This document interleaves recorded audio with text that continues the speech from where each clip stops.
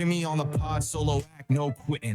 MAHD House bar talk, where the drinks stay spitting. Views going wild like a monkey gone rogue, running his own lane in a circus of smoke. Guido hit the eject, dipped out the scene. Jimmy steered the chaos, kept it lean and mean. No co-pilot needed. He thrives in the clash. Controversies, the stash. Raking views with a dash. Madness on the mic, sipping truth like it's gin. Every episode's a fight. Who's the champ of the spin? Randoms on the stool, spill tales from the void. Jimmy plays the villain, but the people stay buoyed. Solo flight, no wingman, just the heat. Questions unscripted, got him squirming the seat. Joe Rogan whispers, but Jimmy got roar. Clickbait machetes hacking straight to the core. Bar feels alive when the topics get steamy. Listeners keep clicking saying this fool's dreamy. Drama be the fuel, chaos be the plan. Welcome to the MAHD House, hosted by one madman. All right, so today we're going to have John Baumgartner. I'm saying that right? Gartner? Perfect. Yeah, perfectly, okay. yeah. Okay, Baumgartner. And he has made a movie here in Lorain. Right. And you're from Lorain, right? That's right. Yeah, native. Native of Lorain. Where do you live now? I split my time between Los Angeles and Lorain. Oh, okay. Yeah. All right. I gotcha. So I'm letting that music get out, and then we're going to go ahead and play the preview of the great. movie. Oh, It releases Tuesday on You name it. Amazon Prime, whatever else. Yeah. Right. iTunes, Fandango, all cable and satellite, and then DVD. Nice. Yeah. Nice. Oh, for rental and purchase, I should say. For 3 months, it'll be just for rental and purchase. Oh, okay. So you'll have to be able to pay. You'll have to pay for it, Right, In yeah. for the first 3 months, Right, Is that exactly. how they do it now, like with movies? Yeah, it's when it's a new release, before it hits the streamers, the subscription streamers, it comes out first as a rental. Oh, okay. Yeah, so iTunes, Fandango, that kind of thing, where you have an account and you can rent a movie for 48 hours, or you can buy it and have it forever. And that's what I do. I'm a Fandango purchaser. That's Me what too. I've been Me doing too. it for so long Since it now. was Voodoo, probably. Yes, exactly. yep, absolutely. Right. All right, so we'll put out, here goes the trailer. We'll let everybody start with this. What did you think of the movie? Thought it was awesome. I was on the edge of my seat the entire time, and I haven't been for a movie in a long time. It scared the crap out of me. Something is here.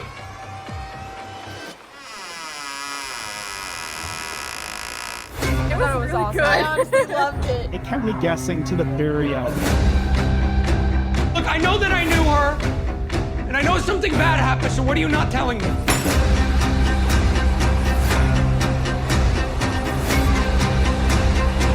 What is it? What do you want from me? Loved it. Fantastic. It was thrilling.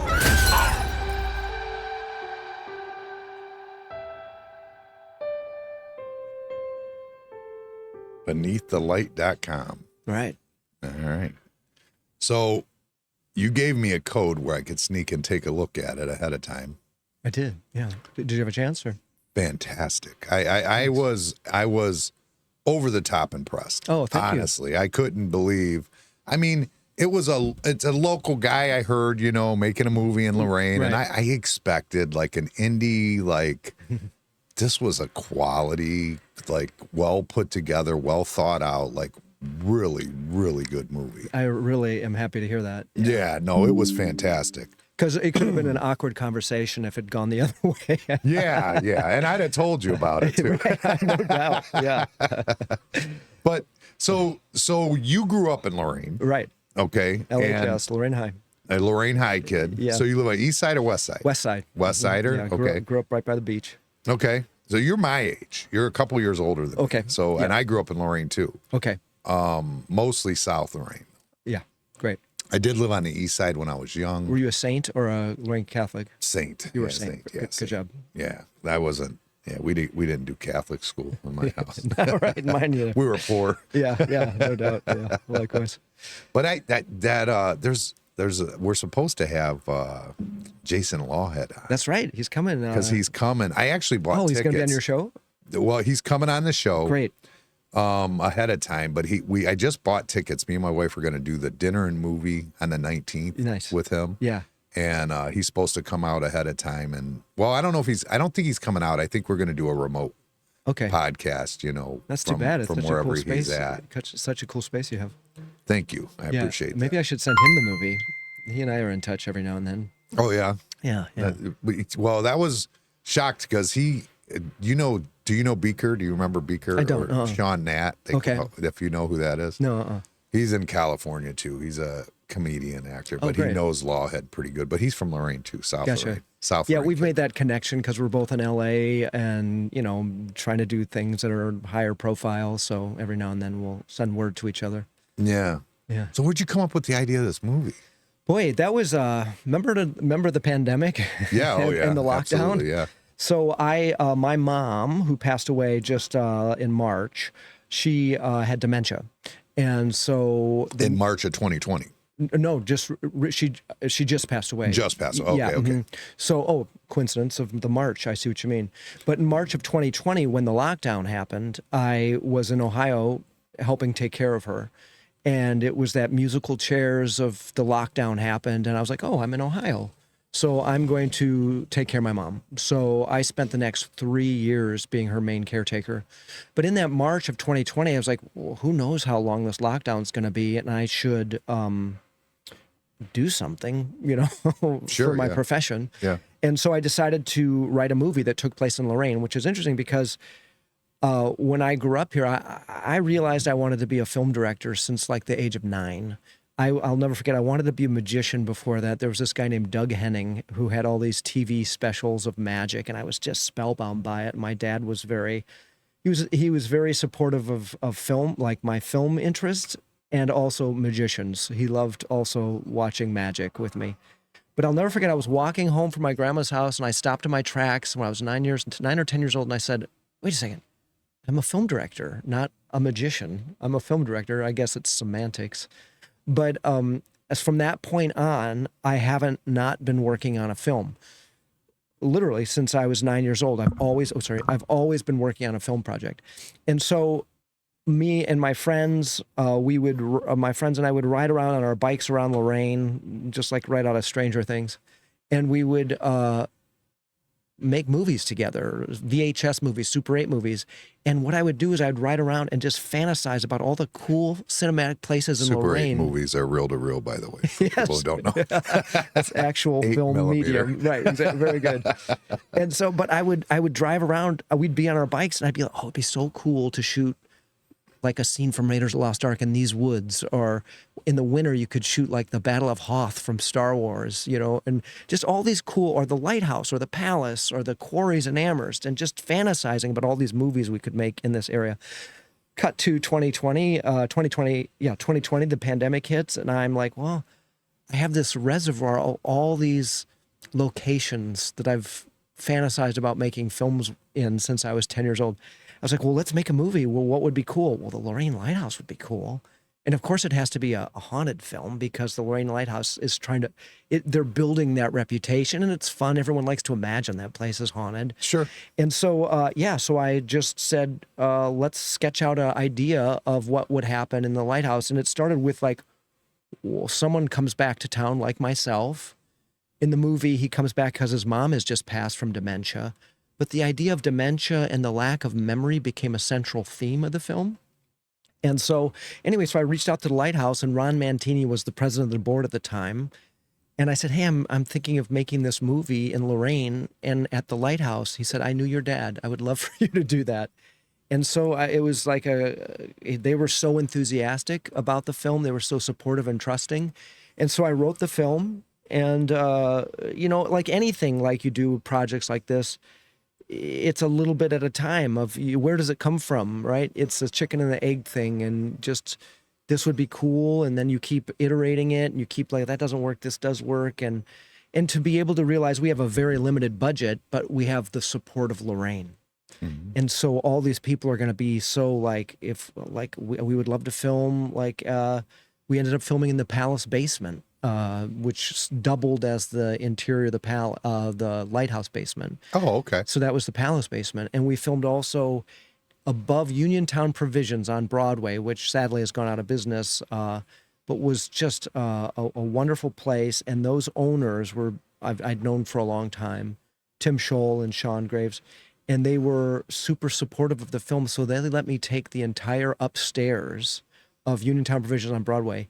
And it's big enough that it was, speaking of these old buildings that we were talking about earlier, but the whole back of it became the interior sets of the lighthouse, The middle of it became the dressing rooms.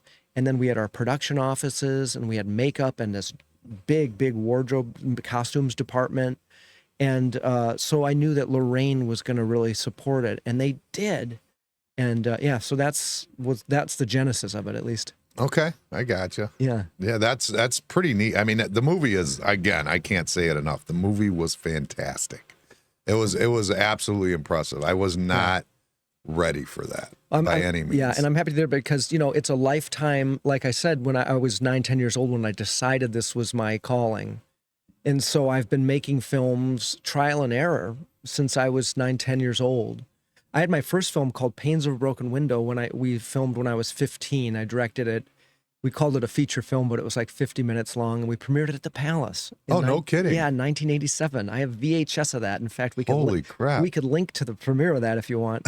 But Handyside was the manager of the Palace, and he was so supportive of me as a youth theater student, but also as a fledgling filmmaker. And so we shot at the Palace. We shot all around Lorraine VHS. And we premiered at the Palace, and I remember getting a front page story in the Journal and thinking I had made it. And you were editing it too? I edited it through the Lorraine City Schools. There was a guy named Bob Quinlan who ran the reel-to-reel tape editing, pre-digital. And I said, I'm making a movie. Could I come? And he said, come whenever you want. And I would go in to the city schools at Charleston. They had the TV station, right?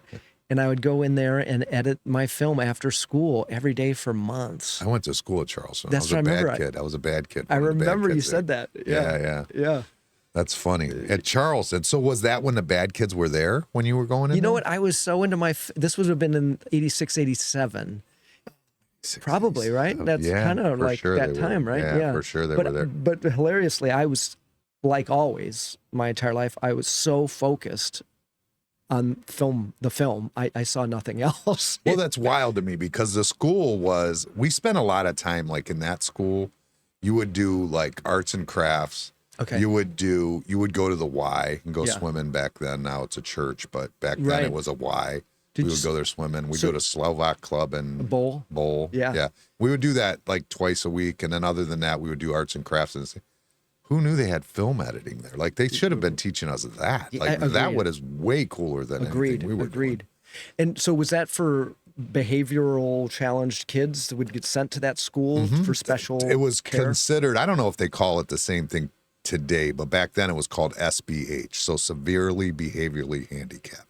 Gotcha. So just kids that got in trouble a lot, basically. I mean, it was a lot of the kids I went to school with ended up in prison for sure. A lot of them. Yeah, not all of them, but certainly a large portion of them. Right. You know what I mean? Did you find it helpful, the Charleston experience, or was it felt like a prison? No, I didn't think that was helpful. Harrison was good. After that, I went back to mainstream school, and Harrison was good. They taught you, a craft, or, it was kind of like going to vocational school type thing. Yeah. But there they weren't teaching you anything. They weren't doing anything. It was more bide your time to separate you. Yeah, and they were keeping you there till 7 o'clock at night. Oh my God! Yeah, really? oh yeah. We were there 7 to 7. They'd pick you up the house. Oh you my didn't God. come out. They sent the probation officer in there to take you out. So it's kind of like a juvie for kids that got in trouble. It's an alternate to going to detention home, probably. I would guess. I would say that's what it is. Yeah.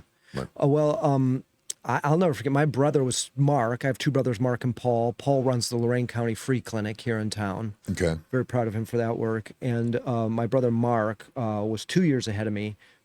And he became part of the video club at LCS, Lorraine City Schools. And they were filming the city hall, the council meetings. Okay. And then they would go into the studio at Charleston and do a little editing and that kind of thing. And he told me about it. I was like, you're kidding. We have a studio, a video studio. And I had dreams immediately of taking over this place. And I said, well, can you introduce me? Because I want to do this, that. He goes, they do other things there. I mean, they use it for things. It's not like you can just take it over.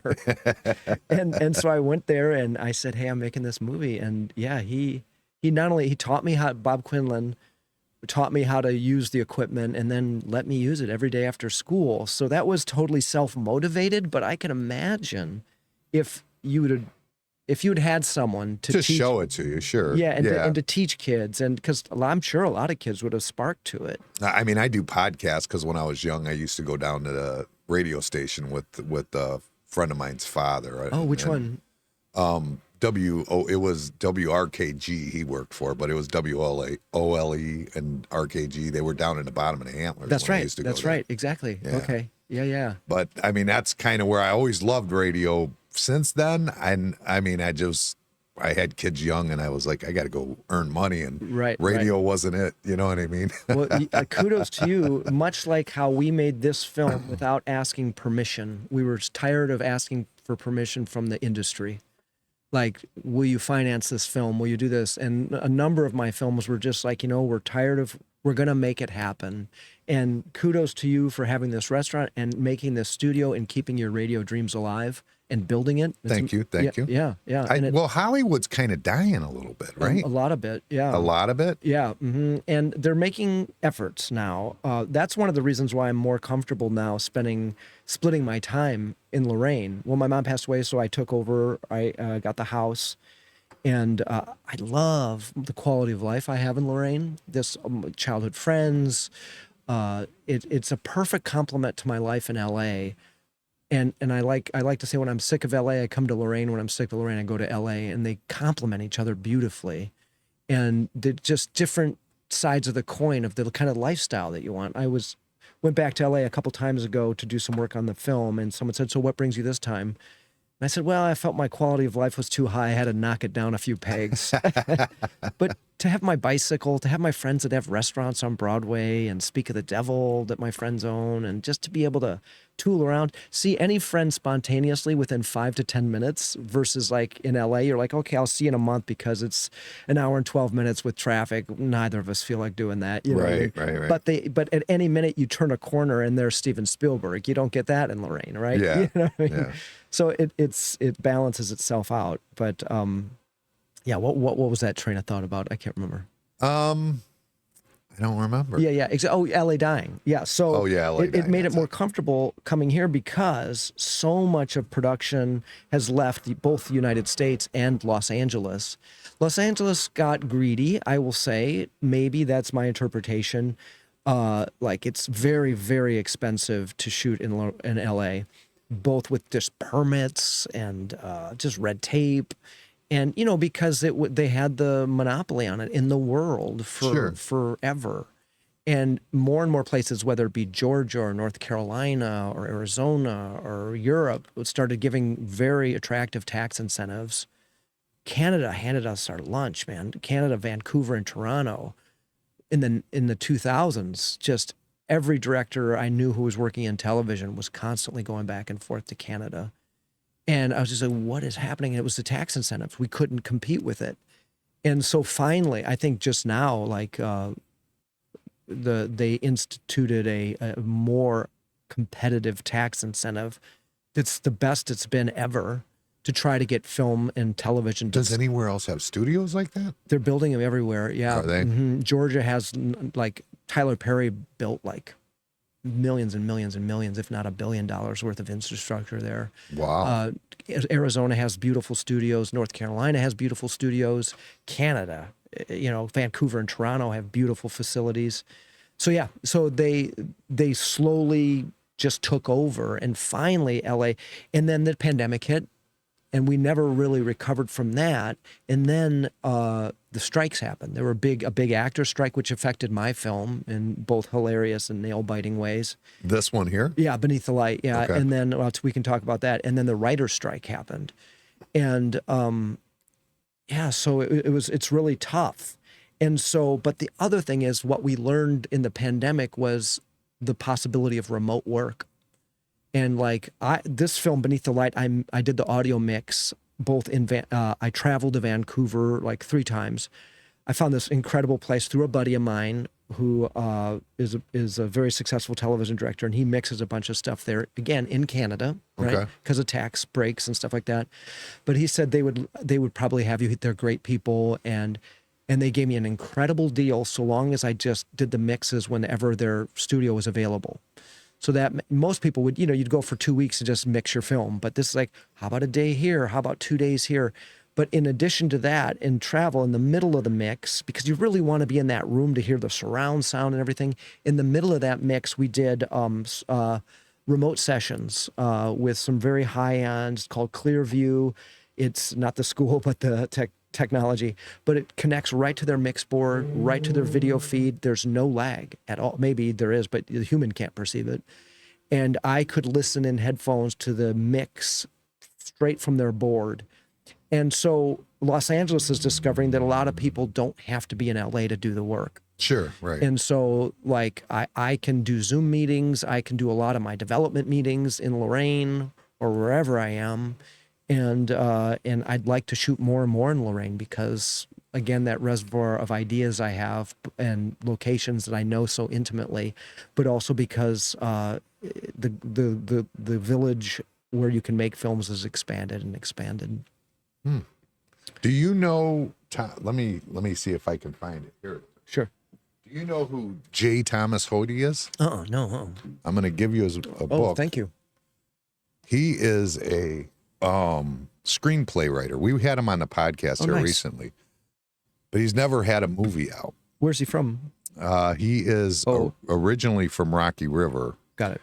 He's a school teacher in Ridgeville now, but he just wrote that book. But I guess he said he's written like 600 screenplays. No kidding. But he wants to make one someday. He's like the Stephen King of screenplays. But you know who Hodey is? Like the developers?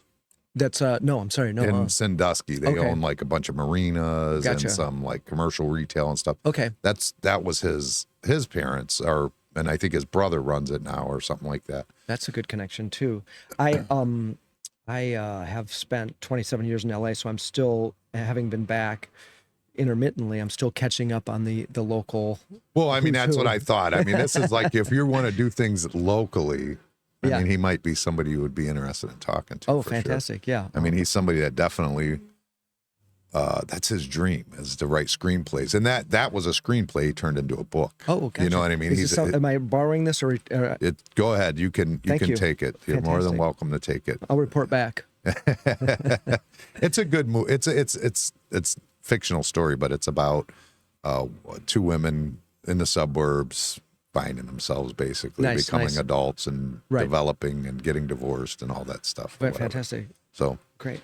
It's a cool little thing. But he was just on a podcast like maybe a month ago. Great. So if you're going to do stuff more in Lorain, maybe he's somebody you want to reach out to. How did you connect with him?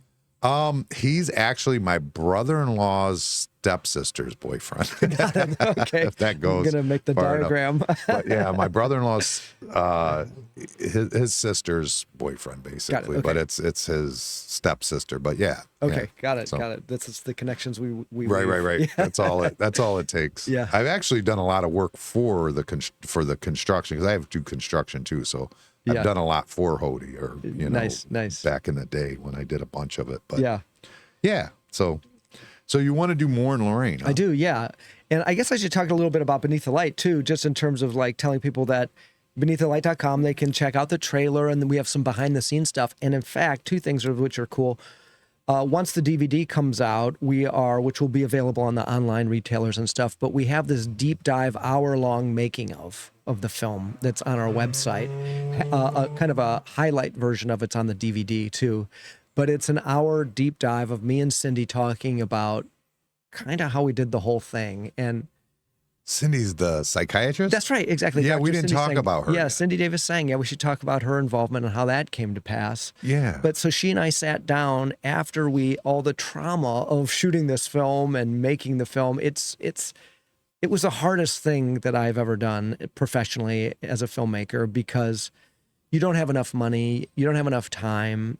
It was described as John Piper Ferguson, who is the older gentleman in the film. Okay. Who's an actor you probably recognize from just 100 things that he's done on television and film.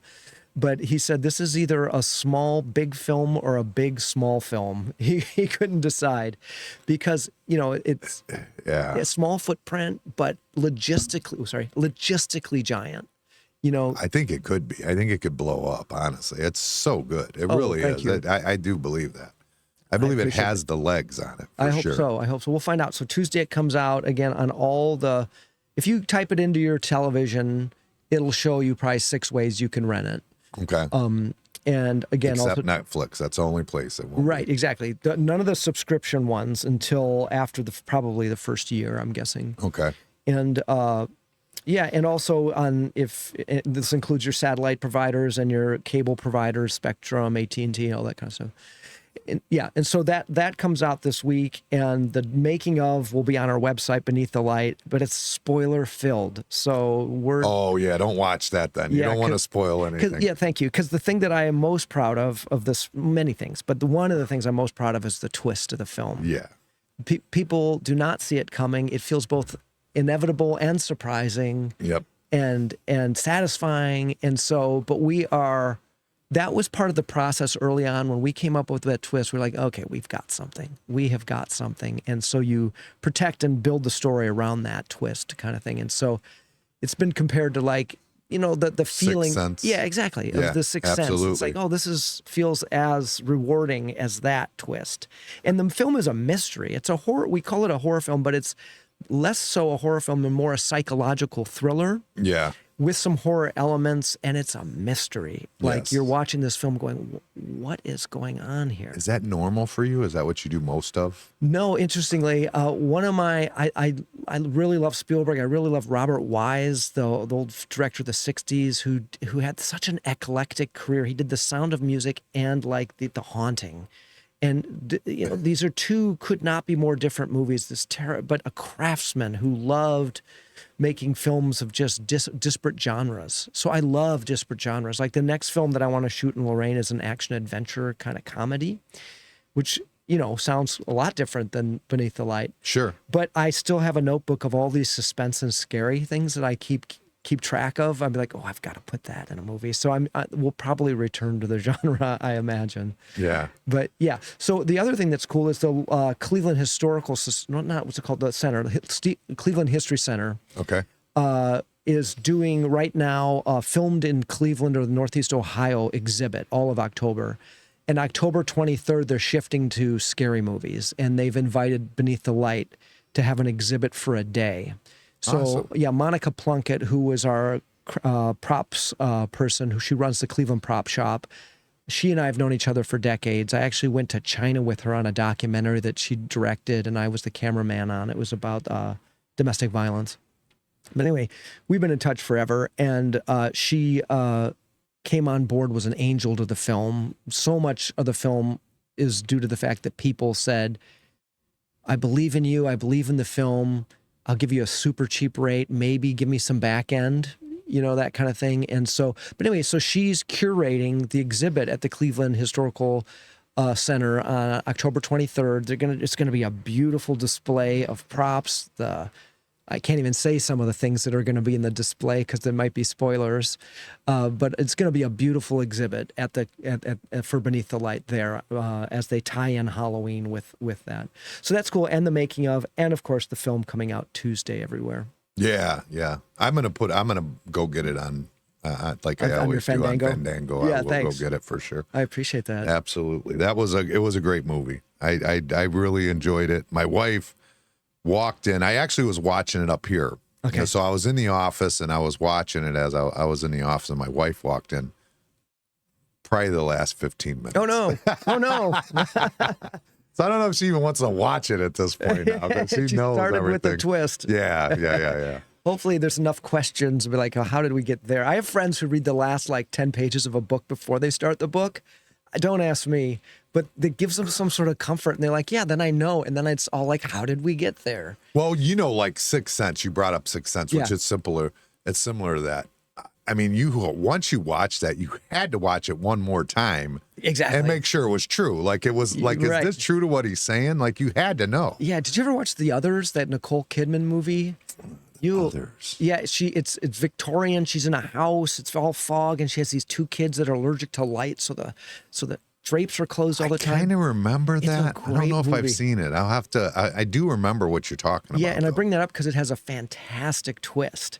And again, the joy is watching the movie the second time and being like, oh, it was right in front of my face the whole time. Yeah. I love true that. to it. Yeah. Yeah. Sixth Sense is like that. Like, oh, we didn't touch the check. You know, that kind of stuff. You know, yeah. Yeah, that's pretty. Yeah, that's one thing. I definitely went back and watched it again just to make sure I was seeing it right. Yeah. Oh, 100%. You know, did Sixth Sense, or have you rewatched? no, yours. it? I mean, you did? I had to rewatch it too. Oh, I had to put it back on and and make sure that was all. It was all right there. What other movies do you have on your Fandango? What are some of your favorites? Oh Jesus, I'm a comedy. I loved like Eddie Murphy growing, so I got a lot of Eddie Murphy. I got a lot of Christmas movies. Yeah. I've got. Let's go see what I got here. Oh, great. I got it right on my phone, so I could tell you. I just rewatched Beverly Hills Cop, which never gets old to me. I got Ali, The Hill. Is The Hill a scary movie? No, that's the baseball. That's the one that was made locally, I think. Yeah. That did really well. Superman, King of Kings. Which Superman? The latest one that just came out. Okay, very good. Also local. Look at us. Yes. Oh, so this is interesting about that Superman.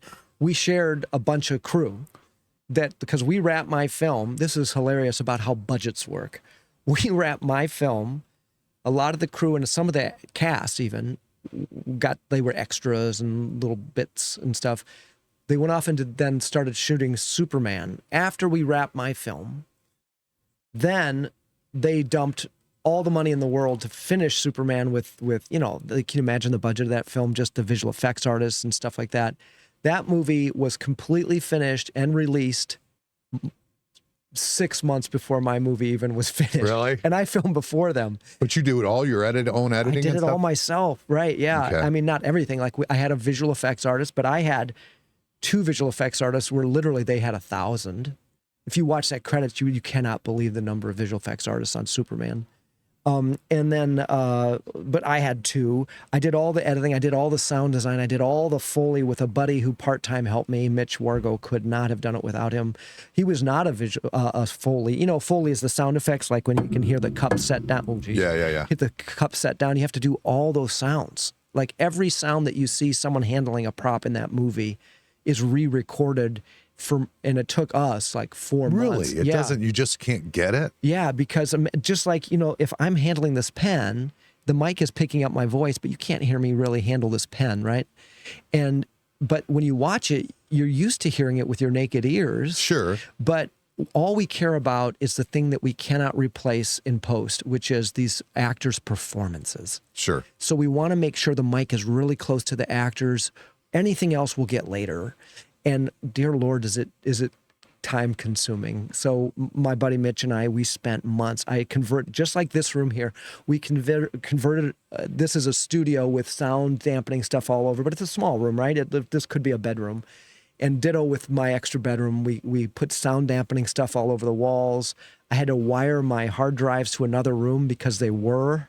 You know, and so we could have mics in this room and just like, oh, the paintbrush, oh, paint cans, oh, footsteps, oh. No kidding. Yeah. You guys go through, I didn't know that. Yeah. How did I not know that? That's right, wild. exactly. So when you do that mix, there's probably 75 tracks of audio in any given moment of a film, whether it be the score, the Foley, the sound effects, the dialogue that you do record and post.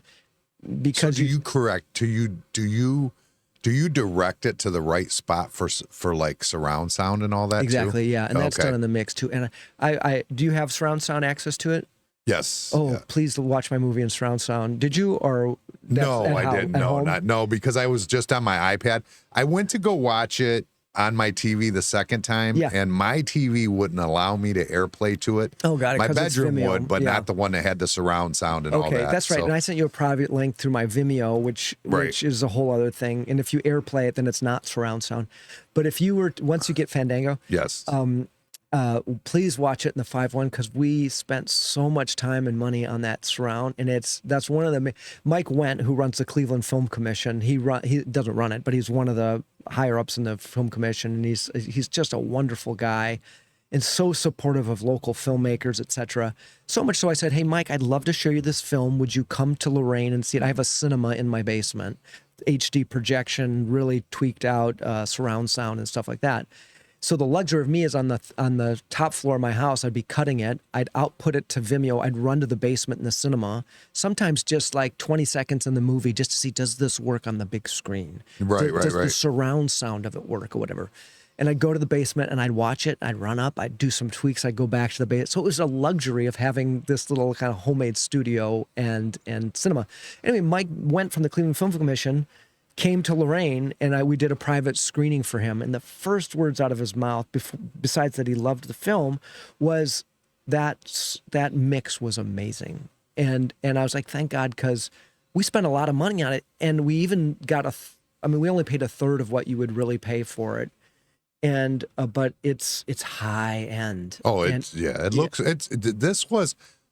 I can't even. It's Hollywood. It wasn't something from Lorraine. It was like you could tell this is like a real movie. Yeah, thanks. You know what I mean? Yeah, and so we were so proud. So if you can get in a room that has the surround sound, those creaks of the metal twisting, like the lighthouse constantly being hit by waves and water, you live in it and you hear it, and the waves and the gurglings, and I'm so proud of it. How much of that lighthouse is destroyed on camera, and how much was real life destroyed? Meaning the look of it, like because it was freshly painted. Yeah, that's so funny. I'm glad you brought that up because they trust. So I reached out to them and said, "Hey, could we make this movie here?" And it's a spooky movie, and sometimes they have the ghost hunters out there. Sometimes they did like a ghost hunter documentary at the Palace that they sold out the Palace. Mm-hmm. And so I knew they were okay and comfortable with, like, this place is haunted, this place is derelict. So we made, I should say too, that Beneath the Light.com, we made a whole murder mystery game of in the world of Beneath the Light. You can access on BeneathTheLight.com, where it's kind of like in the universe of the world of the movie, but it's a way, if you can't get enough of the world or Lorraine Lighthouse or whatever, you can play this very immersive, it take you like, it's like maybe 6 to 8 hours to play it if you were like straight through. Okay. But the first step in that whole that was the first thing I did in this project. And the first thing we did in making the game was get all these photos of the lighthouse, interior and exterior, and make them look like no one cared for the place, like that had been never restored. Because when I liken it to when we finally went to the moon. I grew up in Lorraine, 50 years looking out at that lighthouse. Did we go to the moon? Yeah. Oh, God. Well, I know I went to the I went to the lighthouse. # did we go to the moon? I was like, did we? I'd never stepped foot in the lighthouse. I don't know if you have. I have not. Yeah, but they came to me this year, and they wanted me this year to do like a dinner for they do lighthouse tours, and they wanted us to bring out the dinners and supply them because they had closed up. Oh, because of the MAHD House. Yeah, the restaurant, of course. I'm thinking, why does the podcast bring out dinners? No, the restaurant. No, the restaurant. Right. Yeah. And we ended up going. I don't know if I want to get involved. Okay. So it's a lot of work. It's a lot of work, and there's some other things, but I just didn't want to get involved with it too much. Okay. So they do the tours, they do that, and so growing up and seeing that lighthouse, and I'll never, Matt Dempsey, who's a main volunteer for them, said, I'm making this game, I'm making this movie, get on the boat, let's go. We went out there, and it's weird to be out there for the very first time, having seen it your whole life, and it's giant when you're standing on it. Yeah. And I mean, I've had my boat right next to it. Okay, so you've seen it with your naked eye. Pretty close. Okay, gotcha. And went inside. I was like, oh no, this place is way too nice inside. They've spent more. I think since the late '80s they started restoring it. It would make a beautiful Airbnb. I want to spend the weekend in this place. I'd actually like to be there for a tornado because the walls are 3-4 feet concrete and steel. Like, this is probably the safest place in Lorraine County to be for a tornado. Wow. It's like can I swear? Sure. It's absolutely like a brick shit house, that place. It's like, this place is not moving. It got hit by a freighter and didn't break. It just got tilted a little bit. Yeah. So anyway, the bummer was, it's too nice inside. We can't film inside. But then we came to learn the weather is too unpredictable, just with wind and stuff. Funny story was, you know, there's the water reclamation plant, the treatment plant right there, those yellow bricks and stuff. If the wind is blowing out to sea, it blows you into the dock at the lighthouse. It's too dangerous. It's ramming you against the dock. But if it's blowing from the north inward, you're protected on the leeward side of the lighthouse so you can dock safely. Well, when that southern wind is coming, it's blowing the smell of poop inland from the water plant. And so we would drive there. I'd be like, ooh, smells like poop. We can film today. Yes. So yeah, that's one way to one way to figure it out. Yeah, to Pollyanna that, to put the glass half full. So anyway, it smelled like poop. Great, we can film out there. But it was super cool. So we realized that the wind was too much, too unpredictable, let alone if the weather got bad. So we said, and it was too nice in there. It's lovely in there. So that's when Uniontown Provisions let me look at their upstairs, and it was naturally degraded. It was what I hoped the interior of the lighthouse would have been. Right. It was 1909, that building. It still is, 1909. That upstairs hasn't been occupied professionally for decades and decades and decades. So I had to mop and vacuum and sweep up there by myself because we moved in there in February 23. And for weeks, all I did was go up there, and at first I swept with a mask on because it would hurt your lungs. First I would sweep, then I would mop vacuum, and then I'd vacuum, sweep, and then mop. And the water was black from them. And just you 3 feet by 3 feet, change the water. 3 feet by 3 feet. And by the time after weeks it was presentable again, it was like this incredible space for us. It was the perfect space for us. But that's why when you look at those sets, the interior sets, many, many people don't realize, and I don't know if you did or not, but many people don't realize it's not the real lighthouse interiors. I did not realize, but I assumed. Okay, yeah. You know, but I didn't realize. Because it's spookier, it's crappier, but it feels, and the thing is, I forget too. I watch it, and I was just like, oh yeah, it's so seamless. And the thing that's scary about for me as a director, and it's a low budget film, you can't throw money at problems, and so much had to be faked in the making of this movie. Whether it be the interior and the exterior. Like, for instance, the lighthouse was decommissioned, right? So in the late 60s, it was decommissioned, and they made the little one, that little lighthouse across from it, which is automated and no longer need humans to run it. Correct. And so it's illegal to have a lamp, like a sizable lamp, upstairs at the lighthouse because it's decommissioned, and you don't want to confuse people about which is the lighthouse. You could cause danger, which is a theme in the movie, right? One of the lead characters talks about that. So we're like, well, crap, we need a beautiful Fresnel lamp up there for the story. How are we going to do this? Tom Brown, who runs the Port Authority, let me come down and tour they have a beautiful display down at Black River Landing of that lamp. It's giant. It's as tall as I am. And it's like hundreds of thousands of dollars insurance on it because it's an irreplaceable, beautifully cut Fresnel lamp, right? And I said, hey, how much insurance would I need for you to let me to take that and put it back? And they're like, there's no amount. I was like, point taken. So we had to use every movie magic trick that we knew. And I think it's convincing, the lamp. Absolutely. I would have noticed. I thought, how did you get it lit? That's how I thought. Yeah, and so that is in our making of. You can see the movie magic tricks that we employed to make that happen, but all kinds of things. Like, without spoilers, you were always like, oh, we have to fake that. We can't afford to do that for real. How can we do that? And so to hear like people are fooled by this, that, or the other is such a relief to me. Because, the worst thing that can happen to a filmmaker is you get caught, quote unquote, with your pants down. You do something, you mean it to fool them, and it fools no one, and you look like an idiot, right? I almost feel bad for you that you didn't get to watch the movie like I did. Thanks. You know what I mean? I almost feel bad for you because you probably open it up and see all those every time. Like you're going, why? Oh, shoot, I should have done. I know how. I mean, I get it. Exactly. That's how I do it with podcasts. I do it with construction. You know what I mean? There's lots of things where you look back but people will come in and they go, oh, wow. Exactly. You know where you screwed up. Exactly. Mike Petrone did this. He's a Cleveland jazz musician. He actually performs at Speak the Devil once a month.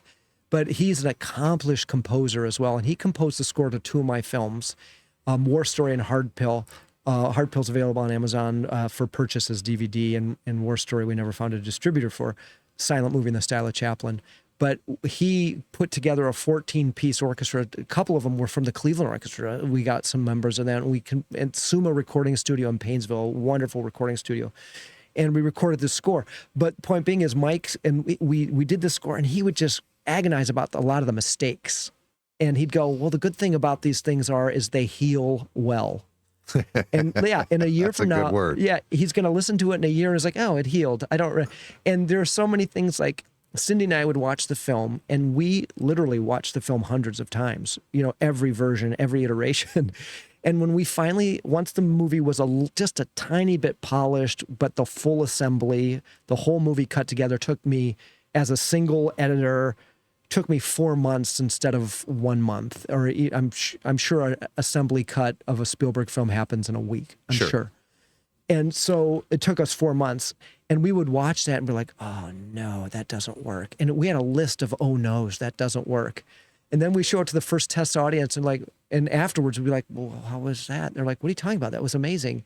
None of the things that we thought didn't work didn't not work, if that makes sense. They all worked. And so you left them in? Yeah, it was like, this is not, the twinkly lights that happen when he's having his nausea and his trauma. Is the lead character, Zach Tinker, who's Emmy nominated, was on soap operas for years. He was on The Young and the Restless and was nominated for an Emmy. Best actor I've ever worked with. Oh, he did a hell of a job. Hell of a job, right? Yeah. Well, when he has these moments, the girl too, she did a great job too, and she's cute, adorable, and the sweetest, smartest thing. They all were incredibly talented and gracious. Piper was a bit of typecast, but he kind of, the older actor, he is that character. Sure. But on the other hand, he took such beautiful care. They all took such care of performing those parts.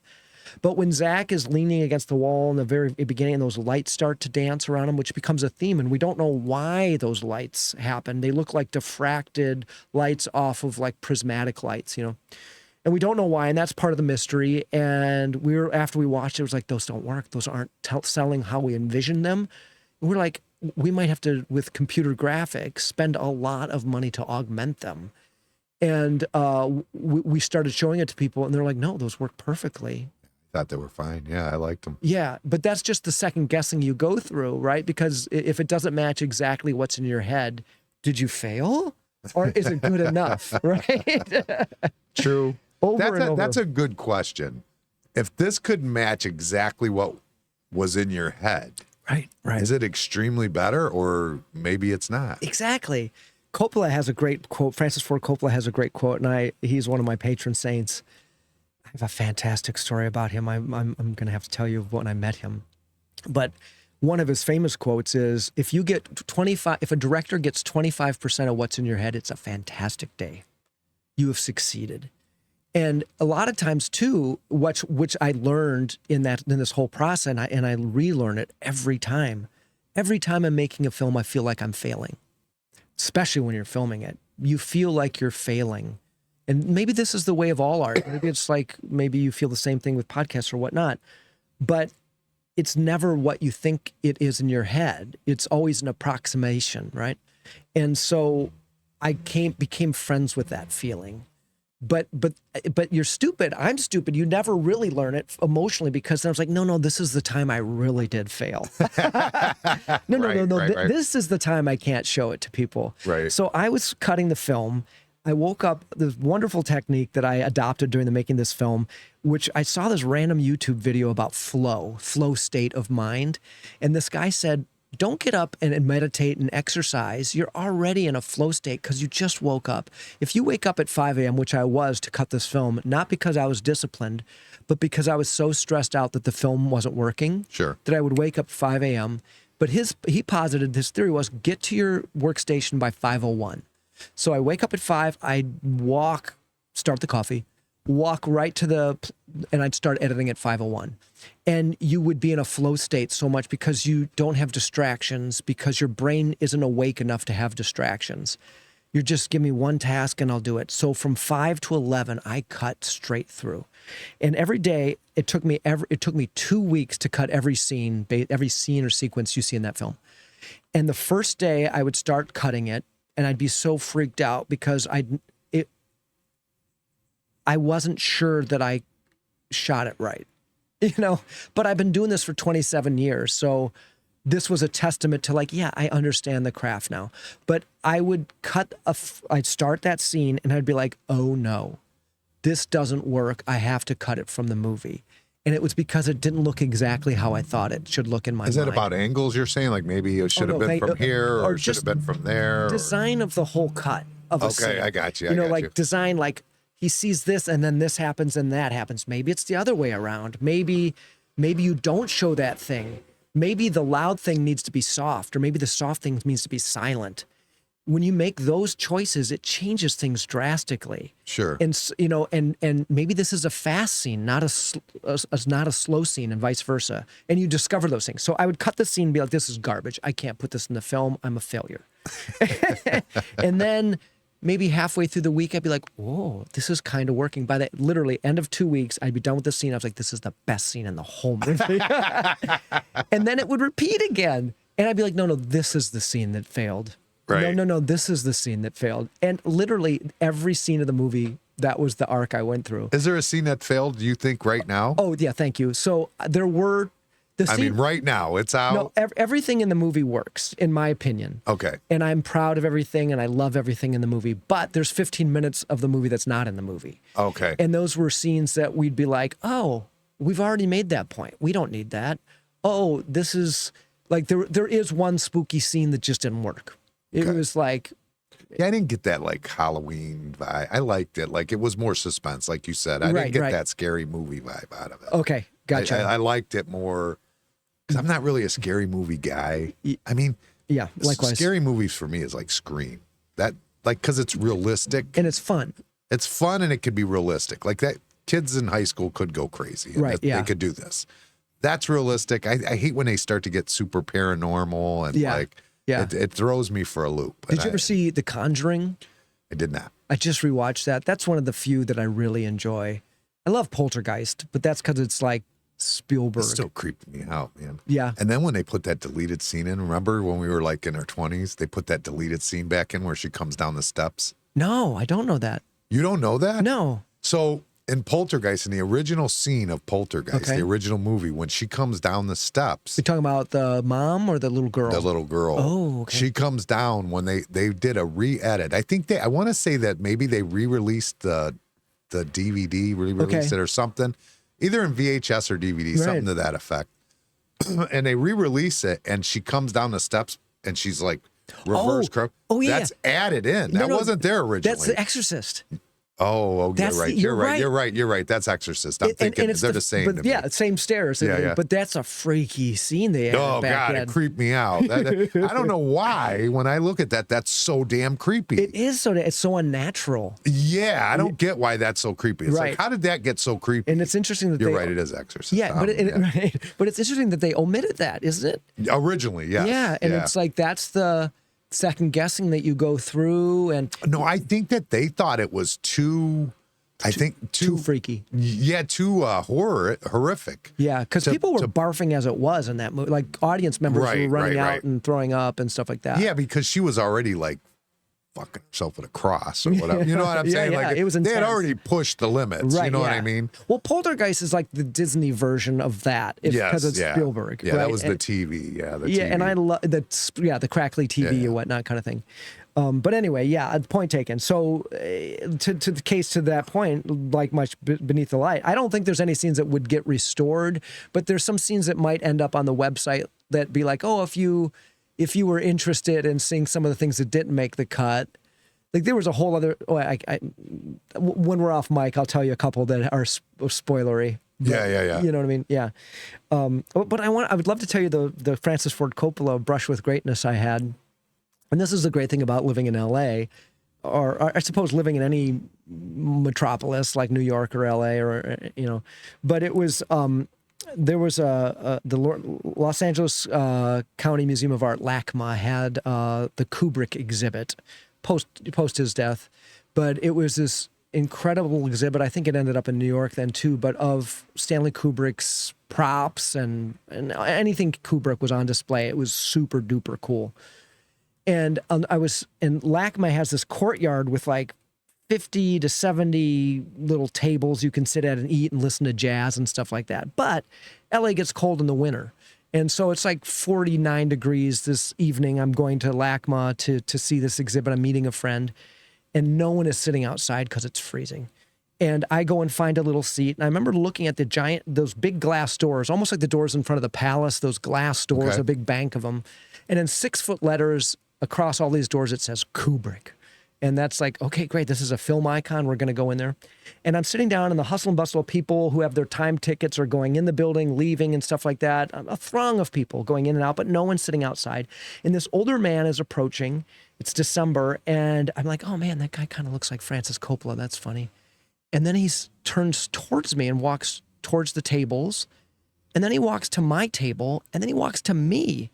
And he's out of breath. And he says, would you mind if I sit down? I said, no, it's fucking Francis Ford Coppola. He sits down at my table, and I'm thinking, oh, he's having a health crisis, and he probably doesn't want to be alone. If he passes out, he wants to be in the presence of someone who's going to call 911 or something, I'm guessing. Right. And so he sits with me, and I'm like, I can't feel my legs. He's one of my all-time heroes. Absolutely. You know, and I said, wait a second, he's on my dime. This is my table. I said, and I didn't want to say, are you Francis Coppola? Because if it's not, then I don't want to cue him who I think he is. But also, too, he looks like Coppola, but he looks 10 years older than what I think Coppola should look like. But then I realized it's because I just bought The Godfather on Blu-ray, and I watched all the bonus features, and they filmed it 10 years ago. Yeah. So I said, what's your name? And he goes, Francis. And he said it exactly as Francis says his name. He has that kind of New York accent. And I was just like, to tell you, I had, for 20 years, I had said, if I ever meet Coppola, I'm going to tell him, I think The Godfather is a perfect film. And I do. And so I said, I just want you to know. Now, remember the story of Moses and the burning bush? Like Moses could not look at the face of God. That's how I felt. It was like, this was one of my gods, and I could not look at him. I was just overwhelmed. And I said, I just want you to know, not looking at him, I just want you to know that I think The Godfather is a perfect film. And he laughed. He said, oh, well, it's far from perfect. And I said, no, from an outsider's perspective, still not looking at him, it's perfect. He goes, well, thank you. I said, I have one question, though, because I had just bought this Blu-ray for myself for Christmas. And 3 days earlier, I'd watched it on my projector, and I was surprised at the quality. Some of the brights were a little too bright. There were like, you couldn't make out detail. In some of the dark areas, the blacks were you couldn't make out detail. I said, and so I want to say, and there were two versions. There was the Francis Coppola signature version and the regular version. So I says to him, I bought this version. Is it the best version? Because this is what happened. He goes, oh, it was limited technology then. And he actually didn't know, because I come to realize a year later, it was my projector that was doing it. And I was like, oh sorry, Francis.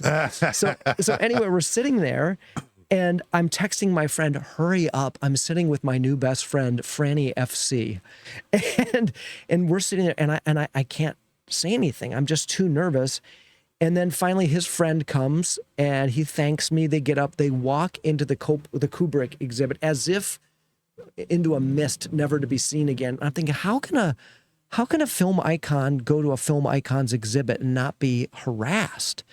And so my friend gets there, and we run in, and of course he was probably taken behind the scenes to see things in the back stage area.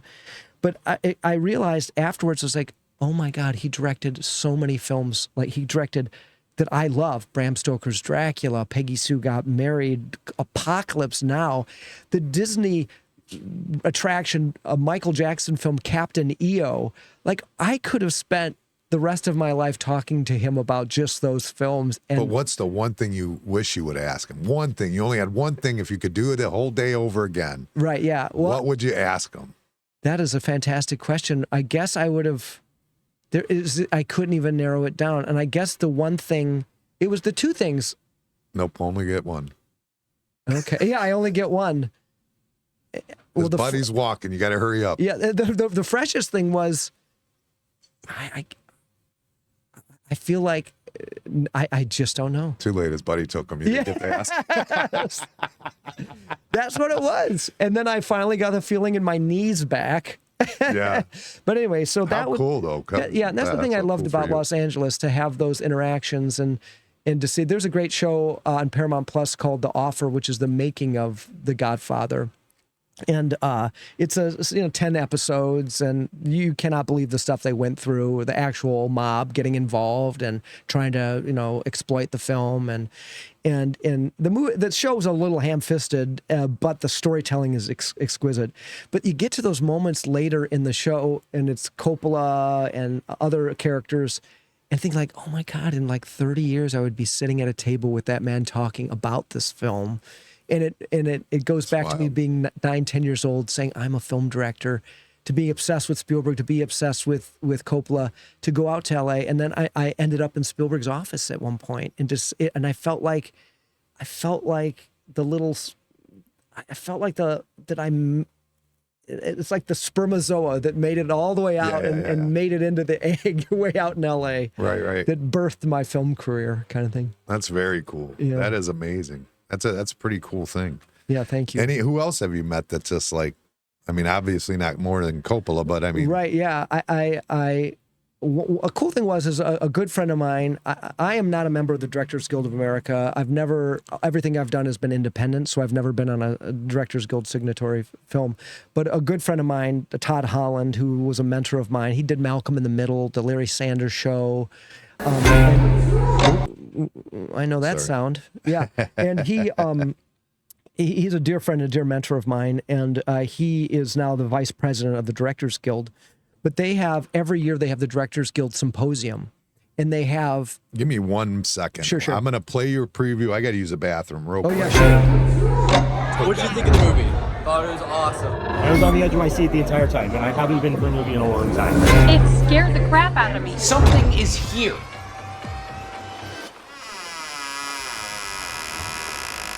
I thought it was awesome. I honestly loved it. It kept me guessing to the very end. Look, I know that I knew her, and I know something bad happened, so what are you not telling me?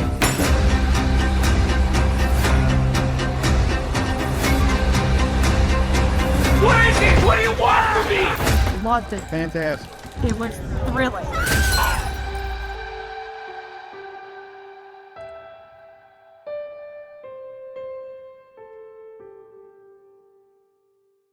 I didn't beat it, did I? Well, you just perfect timing. Just in the last piano, I heard the toilet flush. I was like, oh, he did it. I was trying. I was trying hard. Well done. I got to get this, get the right screen on here now, but I can't find my mouse on the serious screen. Oh, Gotcha. there it is. Okay. All right, there we go. Now we're better off. All right, I'm sorry. I'm sorry. I didn't mean to. No, have at it. Yeah. So as I was saying, the DGA Symposium is they have every year pre the Oscars, the Directors Guild gives out their awards to the directors that they think are remarkable that year. So it's a who's who. It's like, you name it, Jim Cameron, Tarantino, Ang Lee, Spielberg, Ron Howard, Chris Nolan, et cetera, et cetera, et cetera. And so they would have this symposium in this beautiful, it's like the Palace Theater, it's slightly smaller, but it's a giant space. And on the stage, they would have in front of the movie screen, they would have the directors. And Todd would go to the symposium breakfast and go, John, go get us good seats. And so I'd be the first one in the theater. And his one caveat was, do not go front row center. And I'm like, I'm the jerk that has to sit in here for 45 minutes before everyone gets in here, and it's like 60, 59 degrees because of the air conditioning, because they're anticipating 1,500 people. And I always got us front and center. And he was always like, damn it. It was a front center. So you name it, Martin Scorsese, Spielberg, Cameron were literally 12 feet in front of me with no one between us. And it was, I loved doing this. We did this for like 6 years. And it was all those great films. It was Avatar and Lincoln and Life of Pi. And I think it was, can't remember. Like Interstellar or these kind of things. So anyway, so we're sitting there, and it was the year Spielberg was nominated for Lincoln. Spielberg is probably my all-time hero. I became obsessed with him when I was like 6 years old, and had pictures of him all over my wall, including a spread in '85. I was like 14 years old when Back to the Future came out, and it was a spread in Time magazine, and it had a photo of him and his proteges, college kids that he took on to direct for his show called Amazing Stories that was in the '80s. I had this on my wall from age like 14, 15 on. In this photo, one of his proteges was Todd Holland, who became my mentor. No kidding. Yeah, how one person removed. Yeah, exactly. And how like full circle is that moment? Like almost like I brought that into fruition, like your vision board, right? Of putting that on the wall. They say that I believe there's some truth to that. Yeah, you put some intention into it, right? Absolutely. So Todd became my dear friend, etc. So we would sit in these things. Anyway, so Ang Lee directed The Life of Pi. A beautiful movie. And anyway, it takes place in the water. It's the kid trapped on the rowboat for like, I don't know, months and months and months. I kind of remember with that. A tiger. Yeah. And he's on this rowboat, and Ang Lee is telling this story, and Spielberg's sitting next to him, and I'm 12 feet from both of them. And and Ang Lee is telling the story about how they were filming on this tank. It was a pool with giant blue screens all around it, or green screens all around it, and it was 3D. So they had two cameras. It was a complex mechanism, but the way that these cameras were situated, they captured steam, and because they captured steam, because of the complexity of the lenses, it steamed up. And the first day, imagine this giant pool, etc. A movie of that budget, unlike Beneath the Light, is spending hundreds of thousands of dollars a day, right? And these crew members are coming up to Ang Lee saying, we can't fix it. We can't figure it out. And Ang Lee is a very spiritual person, a very humanistic person, he's not an asshole director by any means. He felt so much empathy and just concern for these crew members. He goes, I remember looking at these guys, the best in the business, and their pride is they make this stuff happen for the director, and they could not figure it out. And he saw the pain in their eyes.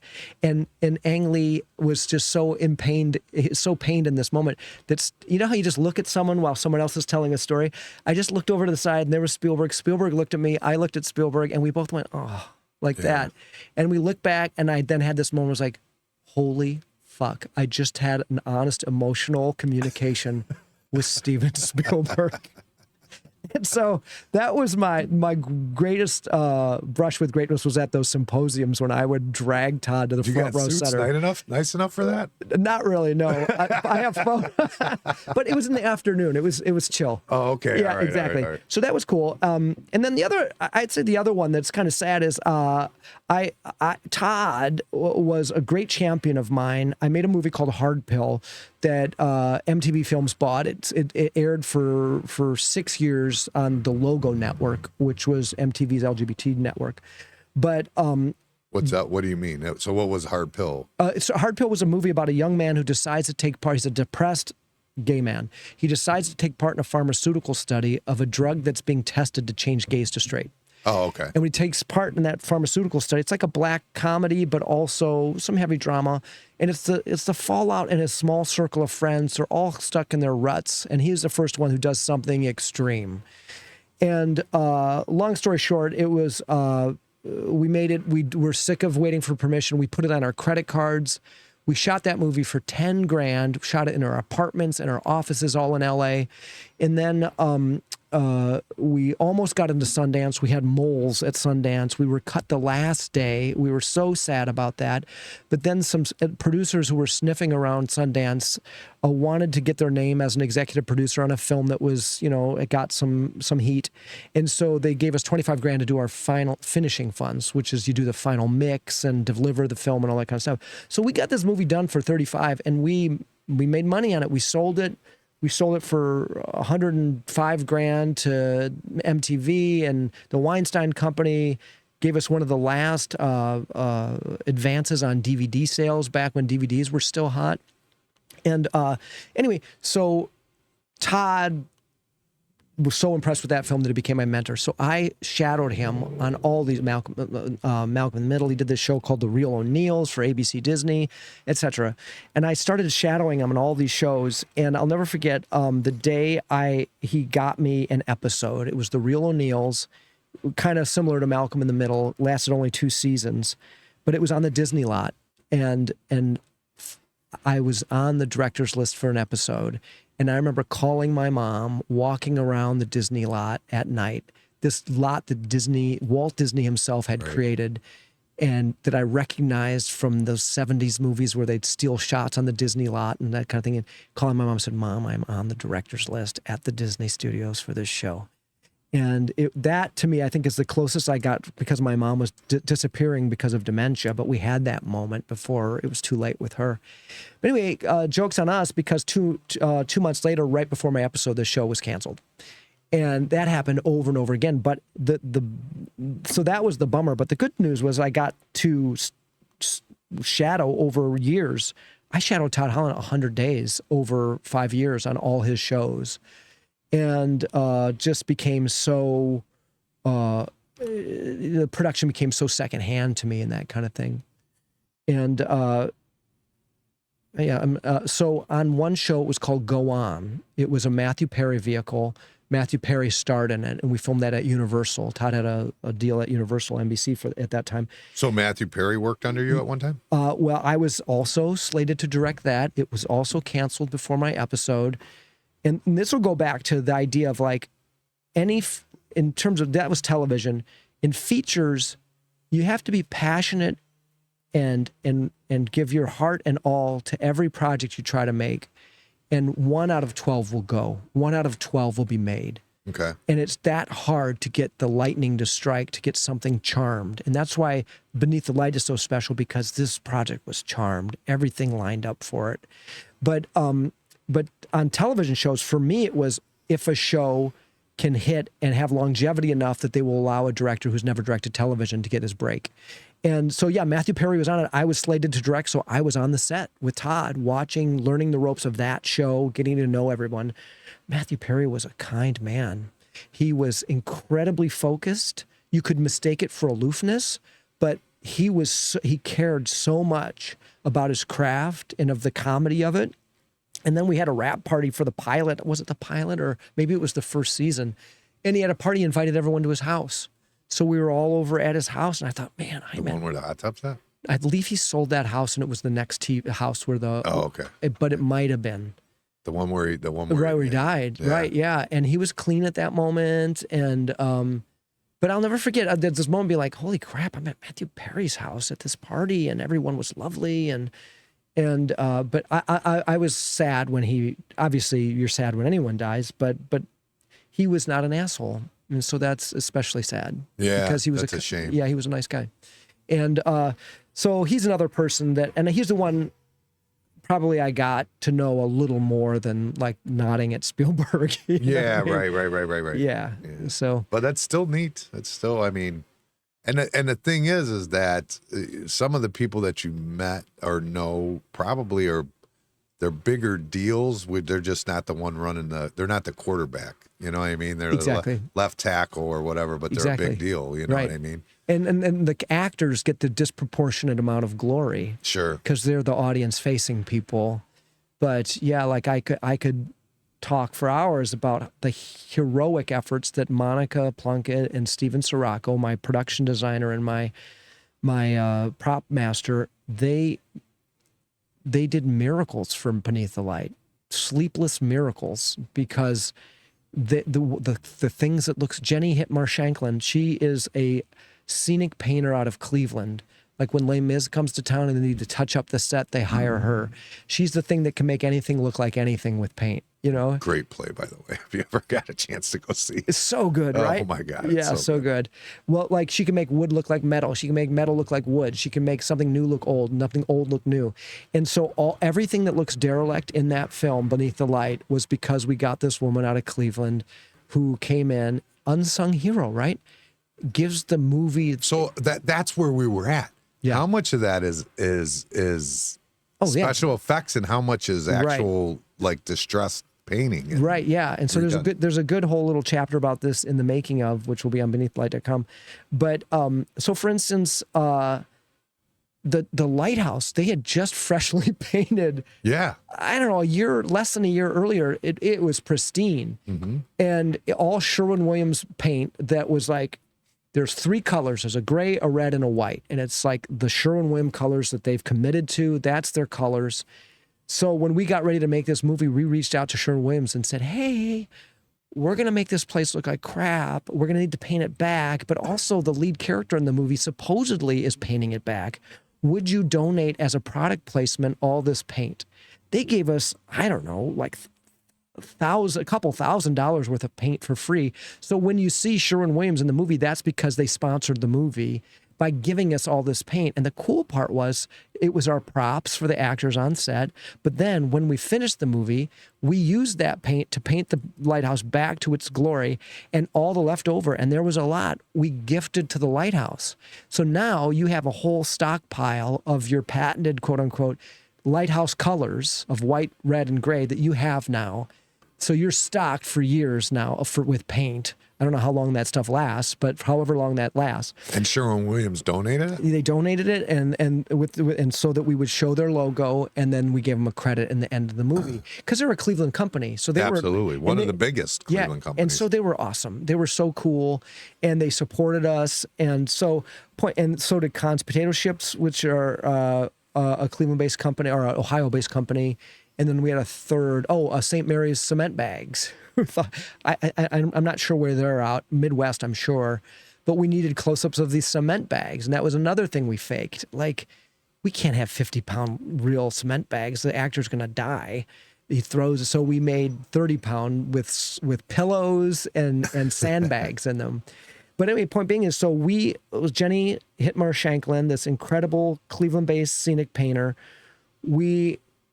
She was not unlimited, her bandwidth, right? And how much we would pay her. And we wanted to respect her time and stuff like that. But we had one day where we had 8 hours at the lighthouse. And I was able to meticulously design a lot of the coverage for the big scenes, especially at the lighthouse. If we were in a scene like in the attic where something cinematic happens, I knew what shots were going to happen because we had so little time to shoot it. I had to plan it in advance. If it's 2 actors talking in a room, fine, let's discover it on the day because the actors will have great ideas of where to stand and what to do. But if it's something where like visual effects comes in and where how the editing pattern is going to make this cool reveal, we need to plan that. Ditto exterior of the lighthouse. We need to plan because we have X amount of daylight. The weather's getting crappy. We're filming late September, October, we filmed this. Yeah. So anyway, so we had this all planned. So I knew what shots were going to be in. I was like, so Jenny, this corner of the lighthouse by the door is very important. Spend most of your time there. So she gave it mold and mildew and black mold. And so it's this whole kind of corner. So when you watch the movie, I would say it looks dirty, right? Yeah, the lighthouse looks dirty. But it's all real. Like you guys actually, that's filmed that way. Kinda. So we also said, well, how can we cover up great swaths of it so it looks crappy? Well, scaffolding with really dirty, skanky tarps. That'll suggest everything's skanky. Then we'll put debris all over debris and sawhorses everywhere. That looks like, what's going on here? But then, so I would say 1/7 of the lighthouse got painted like that. We rusted out all the really nice railings that we knew were in shots, and the rest was digital. And so there's that show called The Boys. It's a superhero show on Amazon Prime. Okay. It's 3rd season. It's really good. It's kind of if superheroes got corporate sponsoring. It's kind of like the underside of superheroes. It's really good. Incredible visual effects. One of my crew members from LA, his brother was one of the VFX artists on that show. He goes, my brother just got laid off. Maybe he'd want to do your film. I was like, oh my God. And so I reached out. I said, hey, we're poor, but we have this amount of money. And he had no overhead, meaning he did them all in his house. And he had just gotten laid off. So many cool visual effects that are invisible. You would never know are visual effects. But like I would say maybe 75% of the dirt on the lighthouse is digital. Oh, okay. All the broken windows are digital. but they're the kind of visual effects that are done with such care and such sophistication that you would never, ever in a million years know. So, but that being said, we also, Dave Volak, who is Vanessa Knipper and Chris Knipper were angels of the film. They own Kuno Creative in Avon, and it's a marketing company. And they were our main investors. We had, I think, 13, 14 investors. I'm very proud to say 90% of the finance of the film came from Lorain or Lorain natives. Nice. So all local. Awesome. We put people up at the Ariel. We fed people with Lorain catering and all that kind of stuff. So that was pretty awesome. love that you kept it called Lorain too. I love that. Yeah, right, yeah. I did love that. I Thanks. mean, just being a Lorain kid, you know? Yeah, and that was important to me growing up in Lorain and wanting to make movies in Lorain and seeing how cinematic Lorain was. But anyway, it was all the money came from Lorain, and the Knippers though were they were out there. Vanessa was out there painting with us, painting it to make it look bad, painting with us to make it look good. But her dad, Dave Volak, was a contractor. Volak Builders. Yeah, exactly. Yes. He built both our stairs on the set, but he also built, in the movie, there's those shutters that are canted. They're on their side. I call it the Scooby-Doo effect. Yeah, yeah. And those shutters weigh 150 to 200 pounds. Again, it's the place to be in a tornado. Right. You close those shutters, it's Fort Knox.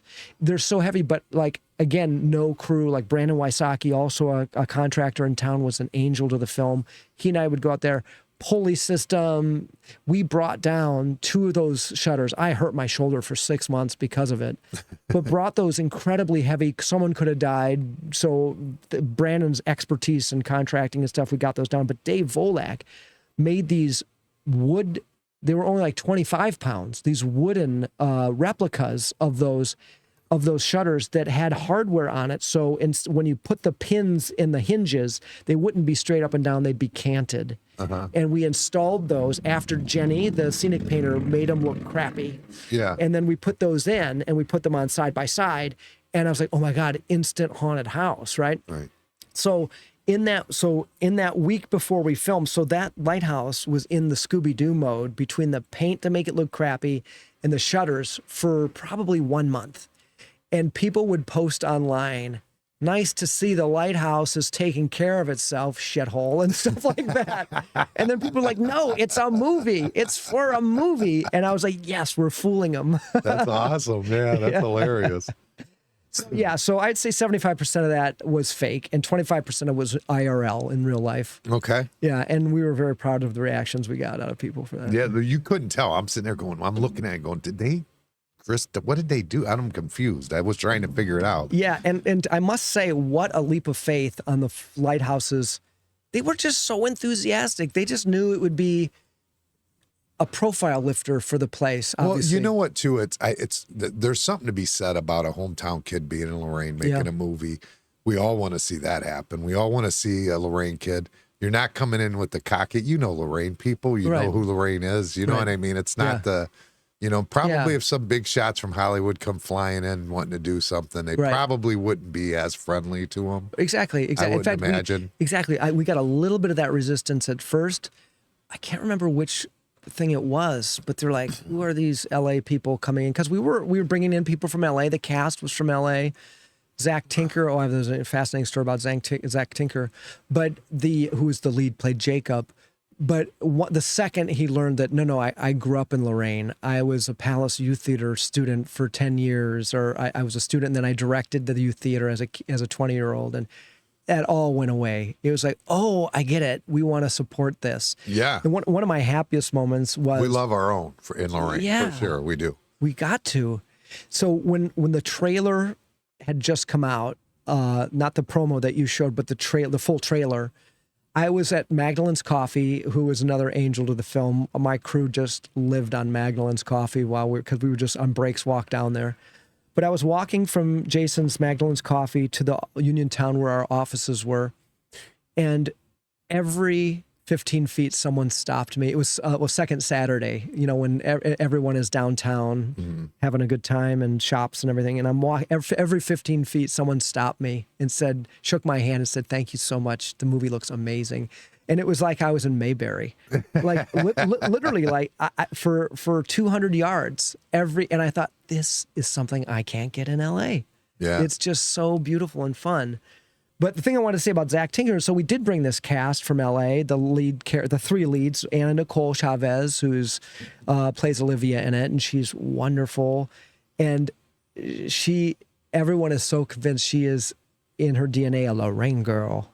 She looks like it. She definitely looks like a Lorraine. Southside Lorraine girl, and she embraced that like crazy. Yeah, she has it. Yeah, she did her homework about the shipyards and the steel mill in South Lorraine, and she really got into it. In fact, in her open, she could not make the premiere because she had another gig, and she was we filmed a little. Sorry, I can't be here tonight, everybody, but she did this little funny thing at the end of her thing, and she goes, what did she say? She goes, I love the character. She was such a strong girl. She was a Lorraine girl. And the audience went nuts. You know what I mean? And so I wish I'd have got to go to that. That would have been cool. It was cool. Sorry, I didn't know you yet. Yeah. Right. And so that happened. So she was awesome. But then Zach Tinker, when he did his audition, we auditioned at him, and then the SAG strike happened, and we knew we wanted to cast him, and then all of a sudden, because the Screen Actors Guild went on strike, it was against all rules to even reach out and talk to any of these actors. Filmmaker, and if you did, Screen Actors Guild found out, they'd be like, you're not using our actors. You know what I mean? Right. So we're in the middle of this strike, and we found both her and him, and I'm like, oh no, and this is 2 months before we're going to film. And that's time that you want to either rehearse, talk about character, build rapport. And I wasn't allowed to talk to them for 2 months. And I remember thinking like, oh no, what if they cut their hair? What if they move to Peru? What if, who knows what? What if they give up acting because they're they're so discouraged? And so finally, the Screen Actors Guild was offering these contracts to independent films because we weren't the entity they were negotiating with. They were negotiating with the TV networks and the studios. But if you were a little film who would agree to their contract, great, go film your movie. It's a FU to the studios that if you play by our rules, you can go make your movie. And we signed away. It was literally like 5 days before the shoot we had to film. Right. Because our weather window was going away. And so we signed, and then we had to find, so I got on the phone with Zach, we cast him, and we're like, oh my God, we want you in this movie. And it's like, oh my God, great, because no one was working. So they were thrilled. That's how we got Monica Plunkett, the props person out of Cleveland, because there was no Cleveland production happening. Marvel wasn't coming to town. Superman couldn't come to town, et cetera, because of the strike, right? Right. Like Superman would have been filming when we were filming, and that would have screwed us because we would have lost so much of our crew, so much of the stuff we got for cheap, you know? Yeah. So anyway, Zach said yes. So Zach and he's the sweetest human being, so much care, so much enthusiasm. The kind of actor who you're like, no, don't do that much. You're going to hurt yourself. Like he's so committed to it. Yeah. But he comes from a Hollywood royalty, and I only found this out like a month after we cast him. His grandfather was Zach Tinker. He's Zach Tinker. His grandfather was Grant Tinker. Grant Tinker was married to Mary Tyler Moore. He and Mary Tyler Moore created Mary Tyler Moore Productions. So his grandfather ran NBC in the 80s when NBC had all my favorite shows on it. Yeah. And so his dad and his uncle created St. Elmo's Fire, it'll come to me. It's this cop show, a big cop show of the 80s, 90s. And so he came from this long line of just like Hollywood success stories. And he was the first one in his family who wanted to be a actor. Wanted to be an actor. And so what was awesome is that he's just so professional. He grew up in that world, and yet he has no ego. And so when he came, it was awesome. And then John Piper Ferguson, he was in Suits, Burn Notice, The 100, which is on Netflix, countless movies. The Last Ship, which is a cool show that's on Prime, about this Navy ship. Everything else is destroyed because of like war, and there's one ship remaining, and it's this like world on its own ship while the world is being destroyed. These people that live on this one Navy destroyer, and he's one of the leads in that show. And but anyway, so cast him like literally 5 days before. it was less. I had my first phone call with him 3 days before the filming, and then he was on a flight and came out because of that strike. It was so late. But to have that quality of cast come out to Lorraine, you know what I mean, was and Zach and Piper then came to the premiere, which was the icing on the cake of the whole thing. And I will say this, the movie comes out October 14th, which is 2 years to the date that we wrapped filming. Oh, wow. Yeah, Okay. so we wrapped filming in Lorraine, and then 2 years later, it's released everywhere, UK, Canada, United States, on all platforms. And that felt like, wow, that is a full circle. How long have you been done with it then? I am not quite done with it. I am still finishing the making of, I think I'll be done with it. I want to get it done. And it releases on Tuesday. Yeah. So the movie's done. It got delivered a month ago. You had to deliver it. I'll never forget the credits was the last thing that let's add one more credit. Oh, that's one more. We delivered the film 3 days later. Oh no, I forgot this person. Called the distributor. Can I please just swap out the end credits? Okay, but this is the last time. Okay, boom, bah. So that's been in the can. But now there's all this promotional material, like that thing that you showed. I just cut last week after the premiere. I got you. Because those are people at the premiere raving about the film. And then I have that long form Beneath the Light making of, which is an hour long. It'll be on beneaththelight.com. And I want to get that out when the DVD hits, because the DVD says you can continue watching this on beneaththelight.com. So I don't want to leave people hanging. So it's the last thing I have to finish editing for this film, because I do everything, right? Right. I mean, with slight exaggeration. And what do you consider yourself? Producer, director? Yeah, I was the producer, director, and co-writer, and Cindy Davis-Sang was I give her full producer credit, and she was the co-writer. And I'd love to talk more about Cindy. Cindy is a psychiatrist with the Cleveland Clinic, who in her spare time does the hardest job on the planet, which is to produce an independent film. And so Cindy and I, we had mutual friends through her relatives. Like a relative of hers was like my Cub Scout leader, Karen Ingle. And so Cindy wanted, as a psychiatrist, was watching shows. She goes, that character arc doesn't feel organic to real psychiatry or real psychology. I wonder if I could become a consultant as someone who's dealt with human psychology for 30 years. And so she reached out to Steve Campanella, who's a Cleveland film producer, TV producer.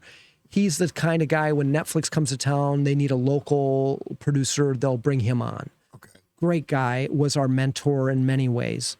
Was our godfather, guided us. And so anyway, so he said, yeah, I'll hook you up. So she consulted on a few screenplays as a psychiatrist to say, this is how it would normally happen. So she reached out to me and said, hey, I want to be a screenwriter. You're in Hollywood. You're making movies. You're writing movies.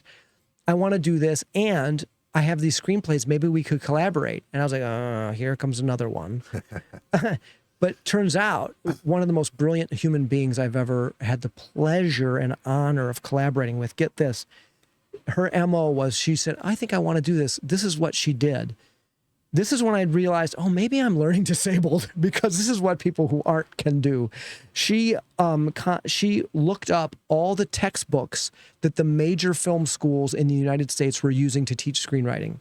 She got all of those books and read all of those books, digested all of those books, and implemented their techniques. No kidding. No kidding. So by the time she came to me, she was like a seasoned screenwriter. Like the first script and I had notes as a director. You always have notes. And I have, they say it takes 20 to 30 years to become a master or to become a writer, unless you're, freakishly gifted. I made Panes a Broken Window when I was 15. That's when I started writing. And so I will say it took me 30 years before I could write a script that stood on its own. And she sent me a script that stood on its own. But, I had notes. I was like, this is what I've learned. This is what I've learned. And we just hit it off. This was 10 years at least before Beneath. So she wrote the script to most of this? Stand by for that story. So this was even other scripts that she wrote. Oh, okay. I got you. And so she wrote these stories, and I was like, oh, these are really cool. So we started collaborating on stories. And then COVID hit, and I was like, I'm just going to write this story because I've been writing for a long time. I have hubris. I'm going to write this story myself. I collaborated with an actor friend who originally was going to be the lead character in it, but it turned out he wasn't quite right for the part. But we just batted around for like 45 minutes, this idea. And that's why Jonathan Charles has a credit as a story. I gave him props that like he was in that first brainstorm session, he gave a couple really important nuggets. But then I went away and I wrote the script and I sent it to, and you know, as you know, there's a really important psychological thing that happens. That's why we call it a psychological thriller, is there's something psychological that is revealed in the lead character. Yeah. And so I said, is this possible? And she goes, oh yeah, not only is it possible, but X, Y, Z. I was like, great. I said, and she goes, I want to write, by the way, I want to write a novel. I said, oh, in addition to the game that I've created for this movie, because you want to have multiple products, quote unquote, in the same intellectual property. So you have the movie, you have the game, and now we have the novel. Because that gives, you have all these different things you can promote. Someone could come to it via the game and say, oh, I want to watch the movie. Someone could read the novel. Oh, I want to see the film, et cetera, et cetera, et cetera. And each one of those things points to the other things. So she goes, you don't say, I want to write a novel. I said, well, you don't say, write the novel for Beneath the Light. She's like, okay. So she wrote the novel. It took 1 year. This is how long this whole process was. And I got the novel, and she is a great writer. But the second half of the novel didn't work. And she goes, I agree with you. And I go, this is why it doesn't work. It's because the screenplay doesn't work in that part. I was like, oh yeah. So the cool thing about a novelization, it's like this incredible workshop of your screenplay. It's like breaking down the backstories of everything. And it was beautiful. And I said, well, will you then write the screenplay revisions with me? She goes, I would love to. So for another year, and this is all in the making of, that's coming out next week. I mean, I think for a year, she and I fine-tuned that script, and we had script camp. Like probably a dozen times we'd meet at her house, we'd have treats, and I'd do my laundry, and we'd sit for 8 hours and work on the script. And it became, then that's how the script became the really strong thing that it was. We were much stronger together than apart. And so and then the funniest part, and this is when her mantra is revealed, that she's lived her life by, and this is evidence and proof of it. The film was getting ready to get made, and I had put like $2,000 of my own money to make an LLC. I found an entertainment lawyer out of Mansfield through Cindy, and we said, we're going to find money, but now we have to produce it. And producing I can do, but once you start making a movie, I've got to direct. I've got to do all the heavy duty prepping. And then once we start directing, there's nothing else I can do but direct. So I need a producer, someone who is a capital P, the producer. So I said, Cindy at one of these script camps, hey, do you want to produce this? Knowing full well it's the hardest job, especially in indie film where you just can't throw money at it. She goes, sure. How hard can it be? and she lives her life by that. If something's scary and cool and exciting, how hard can it be? Even if it's the hardest thing I feel that way too. I get her. That's me as a person. This too. room is case in point of that for you. Yeah, I feel like I can do anything. I'm just like, all right, point me in the direction and give me a little bit of information. We'll see. I mean, I can't imagine how hard a restaurant is. Oh, well, that's a whole nother thing. A whole nother layer, right? So like you say, Cindy. I could do anything. I can't make anybody do anything. Oh, okay. It's like you roll up your sleeves. Yeah, you have to sometimes. Yeah. Well, imagine if you would. Cindy was trying to retire from the Cleveland Clinic as a senior psychiatrist, and they wanted her to create the adult ADHD department of the world-renowned Cleveland Clinic. And she's like, well, I would be interested, but I'm producing a movie. And they're like, how about when you're done with that movie? She goes, maybe. So we were producing this movie, and she goes, I got a call at 3:00. I'm negotiating a possible deal for me to do the ADHD clinic. And isn't that shocking that there was no adult ADHD clinic with the Cleveland Clinic? That's how new this whole diagnostic and science was. Right. And so she was wearing both those hats, doing the hardest thing on the planet, which was to produce the film. She produced the film gorgeously, had, I think, 2 days off. And then she went right into founding the adult aid, setting up the offices, hiring the personnel, vetting, patients, etc. So she's a superwoman. And so she has been a part of this. So she has now worked as How old is she? She's I don't know if I'm allowed to say, but she's in her 60s. Okay. Yeah. And, She's supposed to be relaxing. she's supposed to be relaxing. She's supposed to be in Florida. Right. So she did retire for all of like a couple months, blew it all on producing a movie, and then went right into unretirement. And in her defense, she goes, I will work like 3 or 4 days a week. And so she was able to really dictate her terms because she is awesome. She is a force to be reckoned with. And I was really lucky. I'm really lucky. She's passionate about filmmaking. And the funniest part of it, the whole thing was at the end, she goes, I will never effing produce another movie. How hard could be? Fuck you. That was the hardest thing I've ever done. I was like, well, we'll see. Because that's how you always feel. Every project I've done, I was like, I never want to do that. It's so hard. It's PTSD. Like only now do I look at the Lighthouse and not be like, ugh. And so literally in the past couple weeks, we're like, maybe in the last couple months, okay, what's the next one? Okay, now what's the next you're one? starting to, Yeah, okay. and one of the great things too is indie filmmakers contact her, and she always felt like a green neophyte. And she still claims she has imposter syndrome as a green neophyte, but someone will ask her advice. She'll talk with more wisdom that I've heard in veteran people that I've worked with in LA. And I will say this, she's the best producer I ever worked with. Just like Christy Gigliotti is the best makeup person I ever worked with. She's out of Amherst. This is an interesting indie tidbit. She ran the Palace Youth Theater for a couple years, taught theater makeup to kids, always wanted to do horror makeup, had never done a film. And she said, John, I want to do your movie. I was like, but you've never done a film. She goes, I know, but I'll do tests of everything. Everything that's in the movie, I'll do tests first. And if you don't like it, she was learning set protocol, etc. on YouTube, like weeks ahead of us. YouTube's amazing. Amazing. I mean, carpenters are doing it too. I Right? mean, everybody's going there for their info. I built my what do you call it? My vinyl fence in my backyard, all off YouTube. Yeah, I mean that's the way it goes now. I mean, Right. Everybody's doing it. It's that incredible. Way. What a resource. So she was, not only did she kill it, all those tests she did, all those spooky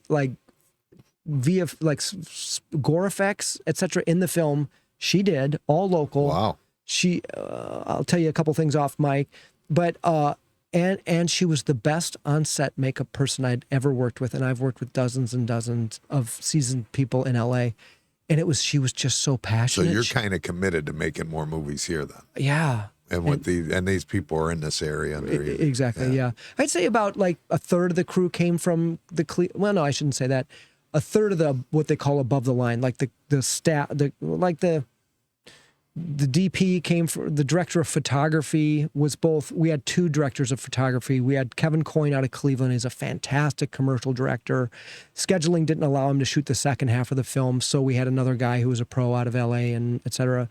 The sound guy, the some of the camera department people, the scenic person, those were LA, and the rest were all Cleveland people. And much like the cast, the top 3 were LA, and all the rest were Ohio or Midwest. I think some came from Canton, some came from Cincinnati, many came from Cleveland.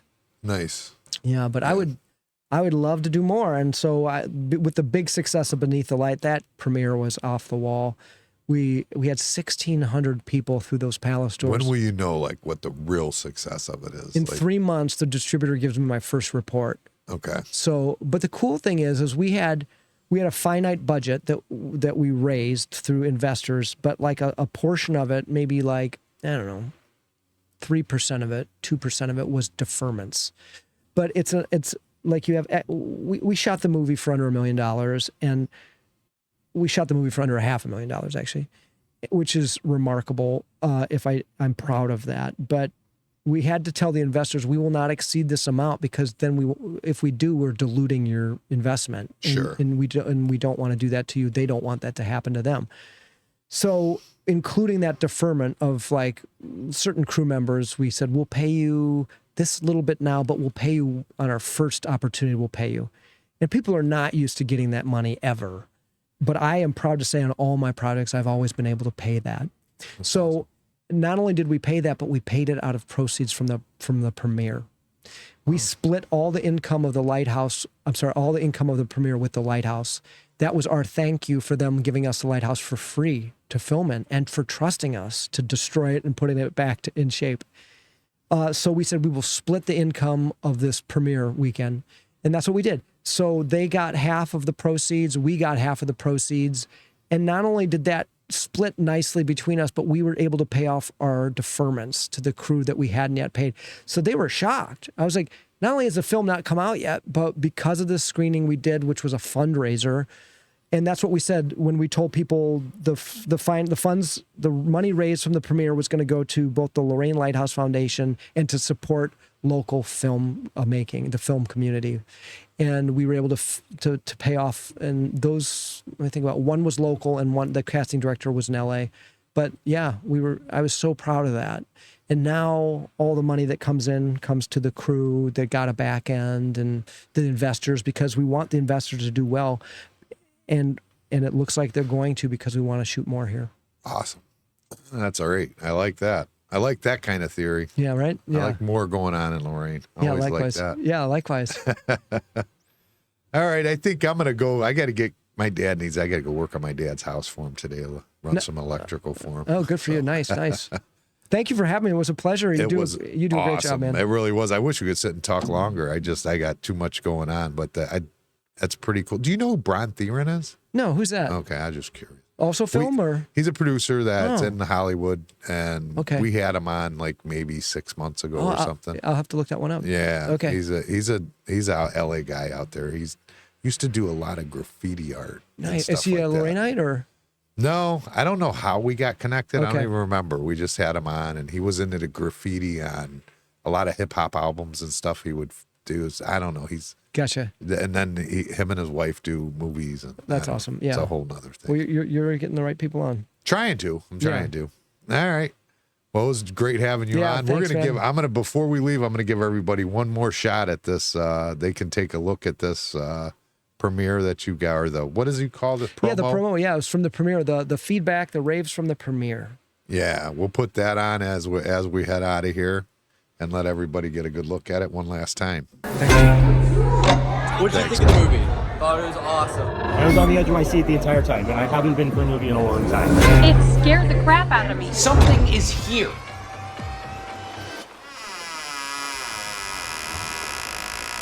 It was awesome. Good. I honestly loved it. It kept me guessing to the very end. Look, I know that I knew her, and I know something bad happened, so what are you not telling me?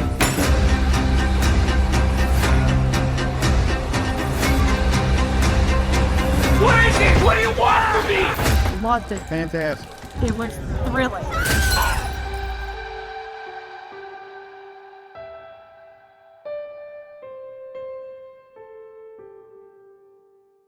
So the other thing with that is I want to say my wife wants to know, she just messaged me. She said, where can she get a hat? She wants a hat. Oh, I'm so happy. We have some super cool t-shirts and swag and hat that we're coming out with now. Unfortunately, we sold out of all the stuff at the premiere. We did not have foresight. I would be retiring in the Bahamas right now if we'd had enough swag at that. Oh, and I brought you a poster. So you have a poster. Have the poster, yes. But yeah, it'll be on BeneathTheLight.com. We're gonna have a store there in a couple weeks. We have Jim McConaughey, who I grew up in elementary school making films with. He designed this incredible design for the hat and for the t-shirt. You can see it on our Facebook page, which is Beneath the Light Film. We have images of that up there right now. But yeah, so we're gonna have a store. We sold out stuff at the premiere, and I'd love to see them around town. And this is the hat that the crew got. It's been on cam. Your camera's so high up, it's been gotcha. into your face the whole time. Oh, great. So, there you go.